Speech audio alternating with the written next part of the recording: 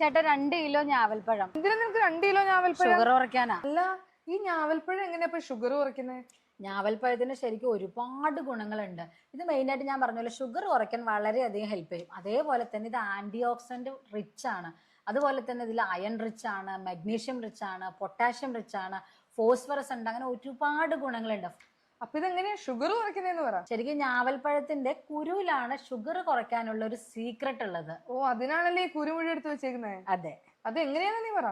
ഇതിന്റെ കുരുവില് ഒരു 2 കണ്ടന്റ് ഉണ്ട്. അതാണ് മെയിൻ ഘടകം.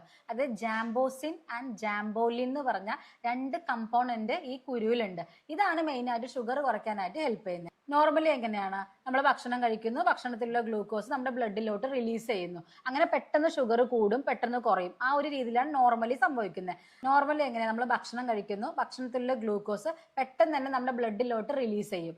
ആ റിലീസ് നമ്മൾ ഇത് സ്ലോ ഡൗൺ ചെയ്യാനായിട്ട് നമ്മുടെ ജാമിന്റെ കുരുക്കൾ വളരെയധികം ഹെൽപ്പ് ചെയ്യും.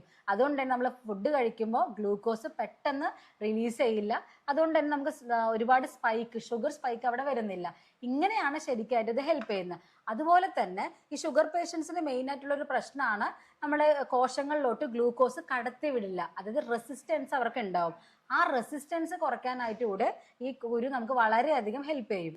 അങ്ങനെയാണ് ശരിക്കും ഷുഗർ കുറയാനായിട്ട് ഈ നമ്മുടെ ഞാവൽപ്പഴം ഹെൽപ്പ് ചെയ്യുന്നത്. അപ്പൊ ഇതെങ്ങനെയാ കഴിക്കേണ്ടതെന്നും കൂടെ പറഞ്ഞോ.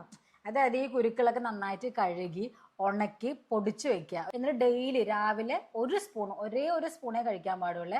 1 സ്പൂൺ ഇളം ചൂടുള്ള വെള്ളത്തിൽ മിക്സ് ചെയ്തിട്ട് എംപ്റ്റി സ്റ്റൊമക്കിൽ ഭക്ഷണത്തിന് മുൻപ് ഡെയിലി കഴിക്കുകയാണെങ്കിൽ വളരെയധികം ഗുണങ്ങൾ നമുക്കിത് കിട്ടും. ഓക്കെ, ഇത് എല്ലാവർക്കും കഴിക്കാവോ? അത് ആരെങ്കിലും ഇത് ഒഴിവാക്കേണ്ടതായിട്ടുണ്ടോ? പറഞ്ഞല്ലോ, ഇത് ഷുഗർ കുറയ്ക്കാനായിട്ടാണ് മെയിൻ ആയിട്ട് ഹെൽപ്പ് ചെയ്യുന്നത്. അപ്പൊ ഇടയ്ക്കിടയ്ക്ക് ഷുഗർ ഡൗൺ ആയി പോകുന്ന ആൾക്കാർ ഇത് പൊതുവെ ഒഴിവാക്കുന്നതാണ് നല്ലത്. അതുപോലെ തന്നെ എന്തെങ്കിലും സർട്ടൻ അലർജി ഉള്ളവരൊന്നും കഴിക്കാതിരിക്കുക. അതുപോലെ തന്നെ നമ്മൾ ഷുഗറിന്റെ മെഡിസിനും കഴിക്കുന്നവര്, അതുപോലെ തന്നെ ഇൻസുലിൻ എടുക്കുന്നവര്, അതുപോലെ അതിന്റെ കൂടെ നമ്മൾ ഈ ഒരു കുരുവും കൂടെ വരുമ്പോൾ പെട്ടെന്ന് ഡ്രോപ്പ് ഔട്ട് ആവും. അപ്പൊ അതുകൊണ്ട് അവരൊന്ന് ശ്രദ്ധിച്ചാൽ മതി. അങ്ങനെയാണെങ്കിൽ ബാക്കിയുള്ള എല്ലാവർക്കും നമുക്ക് സുഖമായിട്ട് കഴിക്കാം. ഇതിന് ഇത്രയും ഗുണങ്ങളുണ്ടല്ലേ? എന്തായാലും ഇതൊരു പുതിയ അറിവാ.